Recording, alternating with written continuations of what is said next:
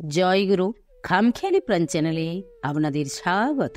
আজ আমরা পড়ব সদ্গুরু নিগমানন্দ কথা গ্রন্থ থেকে অর্পণনামা সম্পাদন ও শেষ জীবন। জয়গুরু।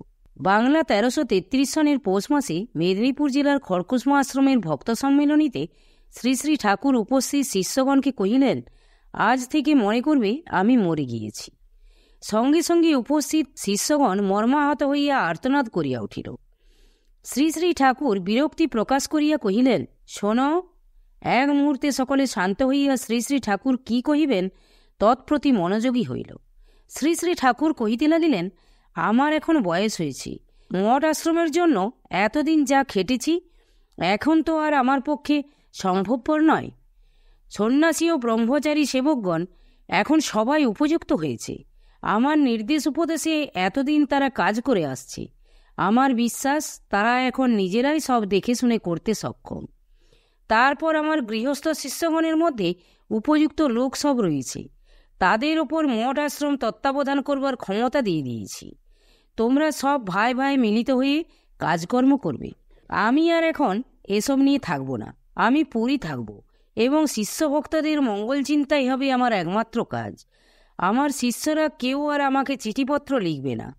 লিখলে গুরুর আদেশ অমান্য করা হবে, আর আমি কারুর চিঠির কোনো উত্তরও দেব না। পুরী গিয়ে কেউ আমার সঙ্গে দেখা করতে পারবে না। রাস্তায় বেড়াতে বের হলে কারুর সঙ্গে দেখা হয়তো হবে। আমি আর কোনো শিষ্যের বাড়িতেও যাব না। তবে ভক্ত সম্মিলনীর সময় প্রতি বৎসর আমি উপস্থিত থাকব। তখন শিষ্য ভক্তগণ আমার সঙ্গে দেখা করবে এবং যার যা কিছু বলবার বলবে। মঠ আশ্রম থেকে 3 মাস অন্তর একটা করে রিপোর্ট আমার কাছে যাবে।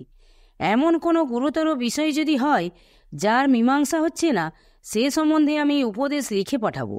আমি তোমাদের হাতে মঠ আশ্রমগুলির ভার দিয়ে দূর থেকে দেখব তোমরা কিভাবে এসব পরিচালনা করছো। সারা জীবনটা এখানে সেখানে ঘুরেছি, এখন আর শরীরটা তা পেরে উঠছে না। তাই আমি এখন বিশ্রাম করব আর তোমাদের মঙ্গল চিন্তা নিয়ে থাকব। বস্তুত শ্রী শ্রী ঠাকুর অতঃপর পরিধামেই বাস করিতেন এবং প্রতি বৎসর ভক্ত সম্মেলনের অধিবেশনে উপস্থিত থাকিতেন। যে আশ্রমে যে বৎসর ভক্ত সম্মেলনের অধিবেশন হইত, সেই আশ্রমের নিকটবর্তী অঞ্চলের শিষ্যগণ স্ত্রী পুত্রাদি সহ উপস্থিত হইয়া শ্রী শ্রী ঠাকুরকে দর্শন করিতেন ও উপদেশাদি গ্রহণ করিতেন। দীক্ষার্থীগণও ওই সময়ে সেই আশ্রমে উপস্থিত থাকিয়া তাহার কৃপালাভ করিতেন। খড়কুসমার পর কোকিলামুখ মঠে ভক্ত সম্মেলনী অধিবেশন হইল। শ্রী শ্রী ঠাকুরের ইচ্ছায় সকল স্থান হইতেই বিশিষ্ট বিশিষ্ট ভক্তগণ সেবারকার সম্মেলনীতে মঠে উপস্থিত হইলেন।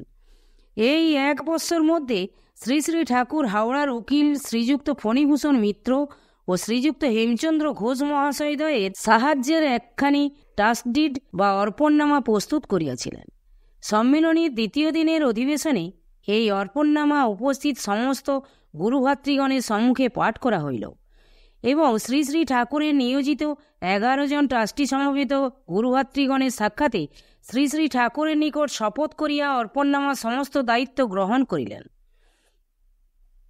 ফলে আসামবঙ্গীয় সারস্বত মঠ ও তদধীন শাখা আশ্রম সমূহ এবং তদন্তর্গত সমস্ত সম্পত্তি ও শ্রী শ্রী ঠাকুরের পৈতৃক বাসভূমিতে নির্মিত শ্রী শ্রী গুরুধাম, শ্রী শ্রী জগৎগুরুর পূজা, ভোগ ও উৎসবাদির জন্য এবং সনাতন ধর্ম ও সৎশিক্ষা বিস্তার এবং আর্তক্লিষ্ট ও রুগ্ন দরিদ্রনারায়ণের সেবার জন্য অর্পণ করিয়া শ্রী শ্রী ঠাকুর চিরনিঃস্ব হইলেন।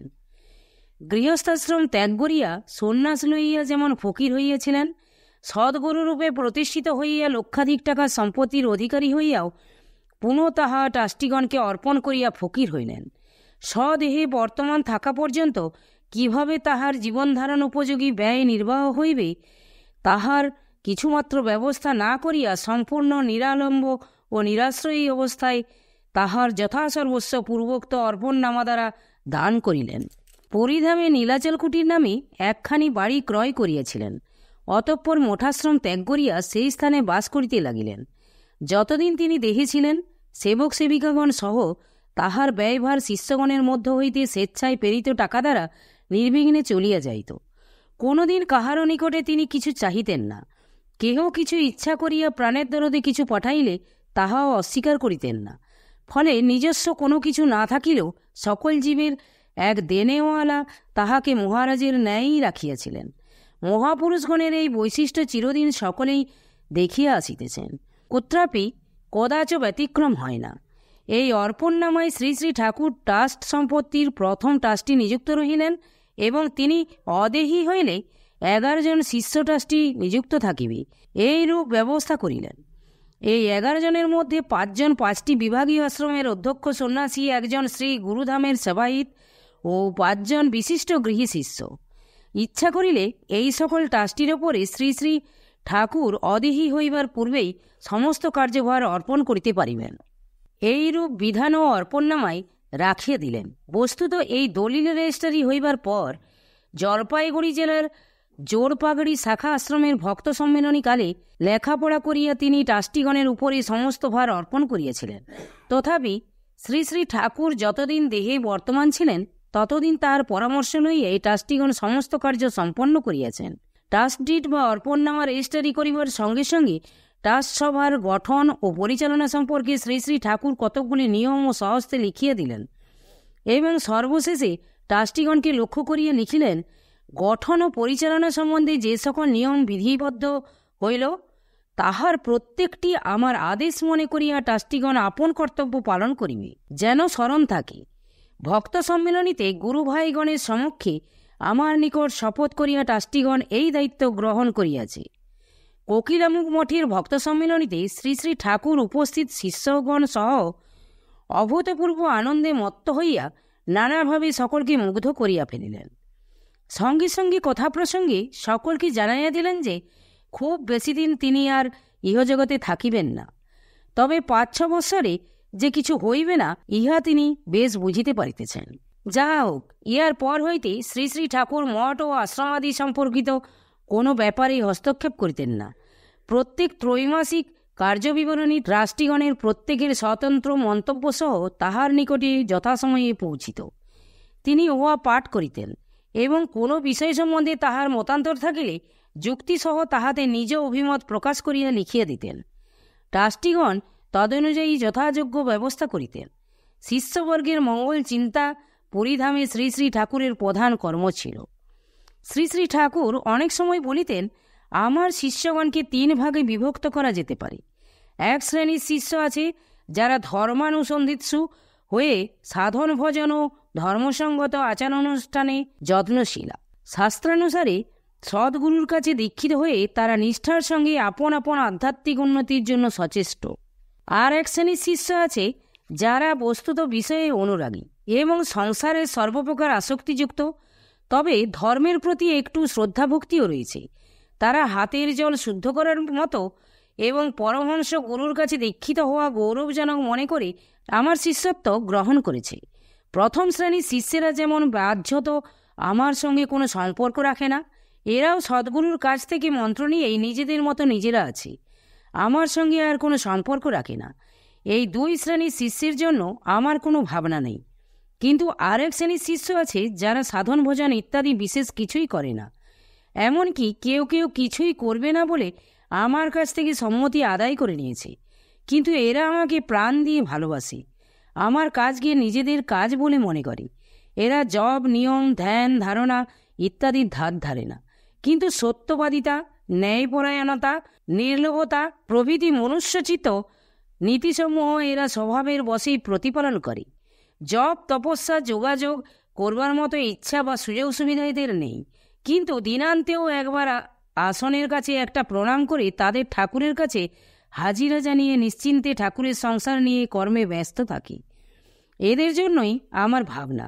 এদের ইহলোক পরলোক সবই আমাকে দেখতে হয়। এদের ছেড়ে 1000 মাইল দূরে পুরীতে অবস্থান করেও এদের চিন্তা আমাকে করতে হয়।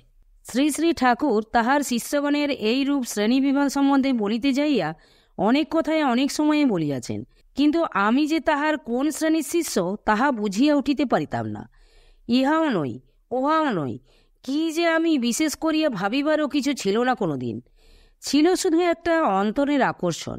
পিতা, মাতা, ভাই, বোন, স্ত্রী, পুত্রাদি সকলের চেয়ে যেন তিনি আমাকে বেশি ভালোবাসেন। তাহাকে দেখিলে কি তাহার কথা চিন্তা করিলে ইহাই মনে হইত, আর তাহার সৌম্য গম্ভীর মূর্তি দর্শনে যে পরম শান্তির আভাস মনে জাগিয়া উঠিত, তাহারই জন্য আমার হৃদয়ে আকুল হইয়া উঠিত। গুরুতত্ত্বের সম্যক জ্ঞান না থাকিলেও প্রথম দর্শনেই প্রাণ তাহাকে গুরু বলিয়া স্বীকার করিয়াছিল। তারপর যেদিন তিনি আপনা হইতেই কৃপাপরবশ হইয়া দীক্ষা প্রদান করিলেন এবং সঙ্গে সঙ্গে ধ্যান জপ প্রভৃতির উপদেশ করিলেন, কোনরূপ বিচার বিবেচনা না করিয়াই আমি আমার অসমর্থতা তাহাকে নিবেদন করিলাম। অভয় প্রদান করিয়া তিনি আমাকে কহিলেন, তোর কিছুই করতে হবে না। কৃতজ্ঞতা ভরে আমার শ্রীচরণ কমলে মস্তক স্পর্শ করিয়া তাহাকে আত্মসমর্পণ করিলাম। উত্তিষ্ট মুক্ত হসি বৎস পিঞ্জরাদিব কেশরী বলিয়া তিনি আমাকে হাত ধরিয়া উঠাইলেন। জীবনের সেই পরম শুভ মুহূর্তের স্মৃতি আমাকে সর্বদা তাহারই স্মরণ মননে নিযুক্ত রাখিয়াছি। স্বতন্ত্র সাধন ভজনের অভিমান কোনোদিন মনে জাগে নাই। সেদিন যাহা কিছু করিয়াছি অন্তর হইতে প্রেরণা জাগাইয়া জোর করিয়াই তাহা করাইয়া নিয়াছেন। জয় গুরু, জয় গুরু। আজ এই পর্যন্তই। যদি আপনাদের ভালো লেগে থাকে তাহলে চ্যানেলটিকে সাবস্ক্রাইব করে সাথে থাকবেন। জয় গুরু, জয় গুরু।